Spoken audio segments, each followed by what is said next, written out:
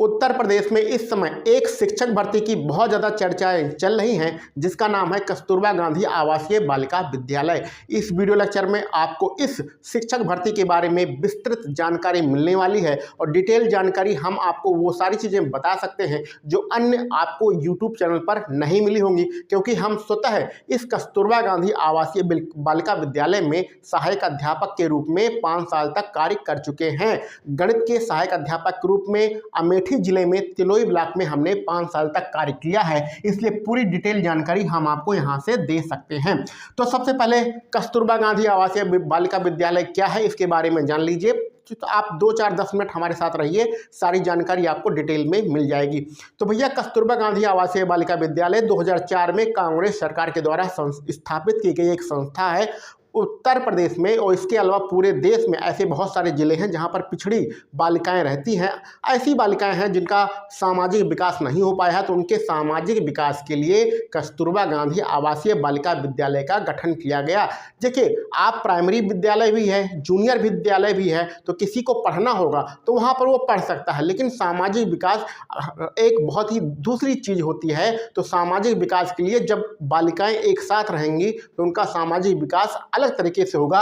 इसलिए यह आवासीय विद्यालय है जहां पर बच्चों के रहने की भी व्यवस्था की गई है और एक विद्यालय में 100 बच्चियां रहती हैं। कुछ विद्यालय ऐसे हैं जो बड़े होते हैं जहां पर 200 बच्चियों को रखा जाता है, यानी कि ये सिर्फ बालिका विद्यालय है। यहाँ पर बच्चों का, लड़कों का एडमिशन नहीं होता है, सिर्फ लड़कियों का ही एडमिशन होता है।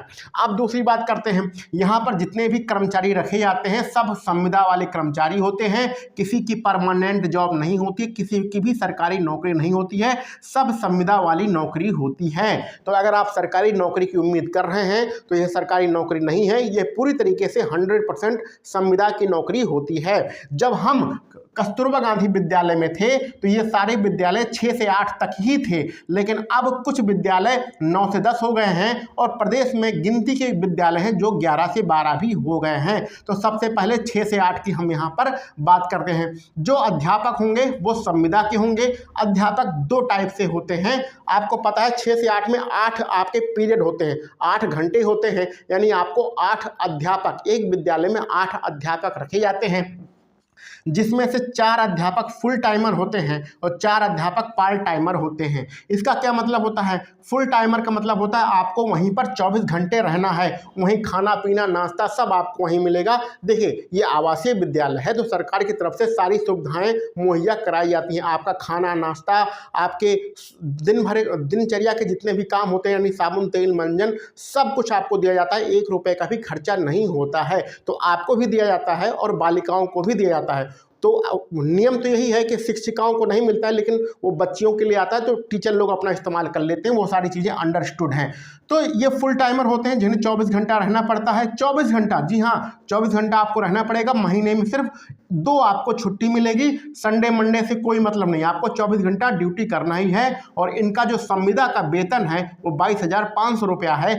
और यहाँ पर जो पार्ट टाइमर होता है वो सिर्फ 6 घंटे का मतलब होता है। जो टीचिंग वाला 6 घंटे का मतलब होता है, आपका 10 बजे स्कूल खुलेगा और 4 बजे आपका स्कूल बंद हो जाएगा। तो 10 बजे से 4 बजे तक जो ड्यूटी करते हैं उन्हें पार्ट टाइमर करते हैं और इनका जो वेतन होता है वो 8,998 रुपया होता है। तो टोटल 8 टीचर होते हैं, 4 टीचर फुल टाइमर रखे जाते हैं और 4 टीचर पार्ट टाइमर रखे जाते हैं। तो हमारे समय ऐसा होता था कि पार्ट टाइमर में कुछ पुरुषों को भी रख लिया जाता था, 1-2 पुरुषों को रख लिया जाता था, क्योंकि जैसे गणित विषय है, जैसे हमारा गणित विषय था तो गणित विषय की महिला अध्यापिका नहीं मिलती थी, क्योंकि इसमें बीएड मांगा जाता है। आपका टीजीटी ग्रेड का सैलरी होती है, सैलरी तो संविदा की है लेकिन टीजीटी ग्रेड माना जाता है, तो यहाँ पर बीएड को रखा जाता है।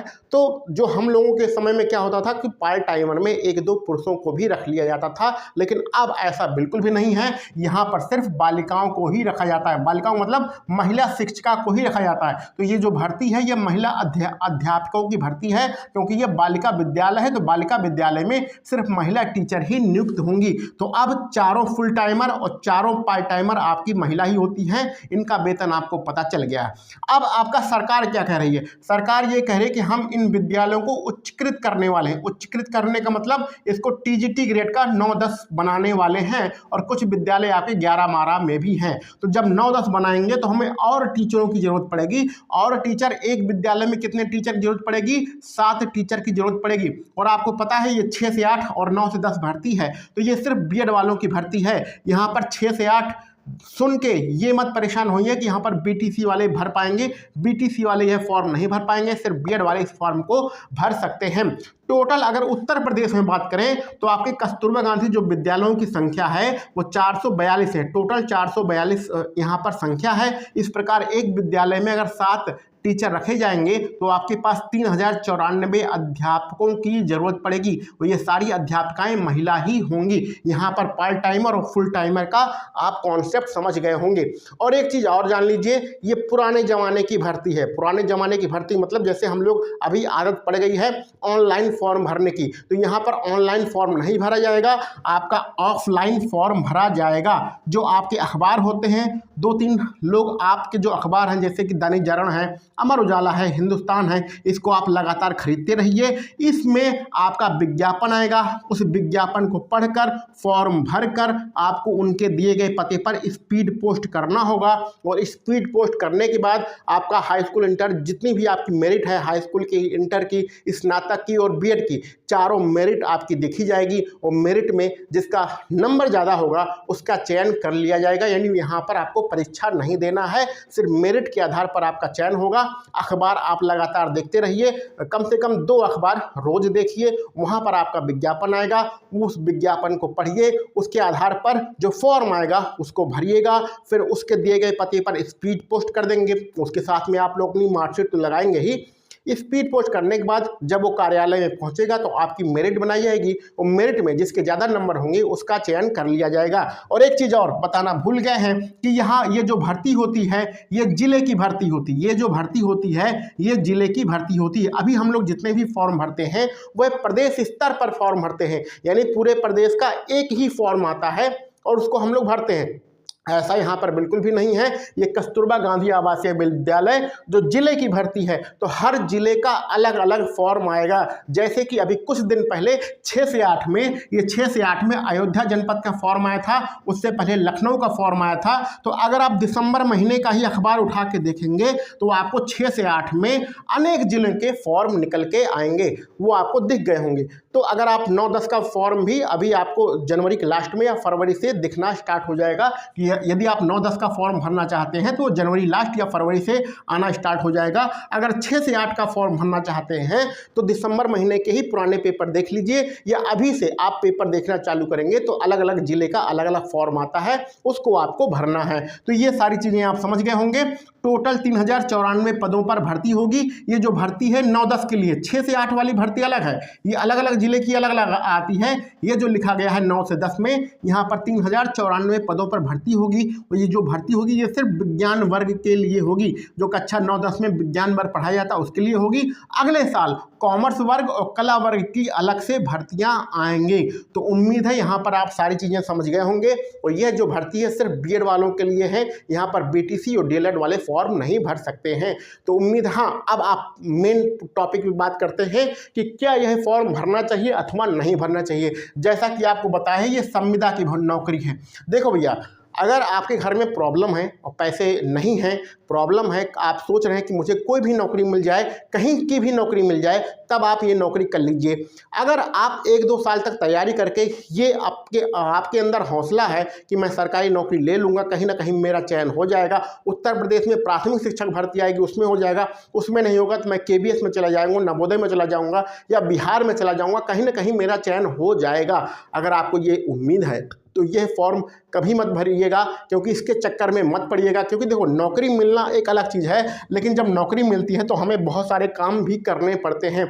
सरकारी नौकरी बहुत टफ हो गई है, बहुत सारे काम आपको करने पड़ते हैं। अगर आपका फुल टाइमर में हो जाता है ना, तो आपको 24 घंटे बच्चों के साथ रहना है, तब आपको पढ़ने का बिल्कुल भी मौका नहीं मिलेगा, बिल्कुल भी मौका नहीं मिलेगा। और उसी बीच अगर आपकी प्राथमिक शिक्षक भर्ती आ गई उत्तर प्रदेश में, तो आपको पढ़ने का मौका ना मिलेगा, तो आपके नंबर रह जाएंगे कम, और जो बच्चा अपने घर पे रह के दिन रात पढ़ रहा है उसके नंबर हो जाएंगे ज़्यादा। तो कहने का मतलब, अगर आप सक्षम हैं, 1-2 साल तक तैयारी करने के सक्षम हैं, तो इस संविदा की नौकरी के चक्कर में बिल्कुल भी मत पड़िएगा।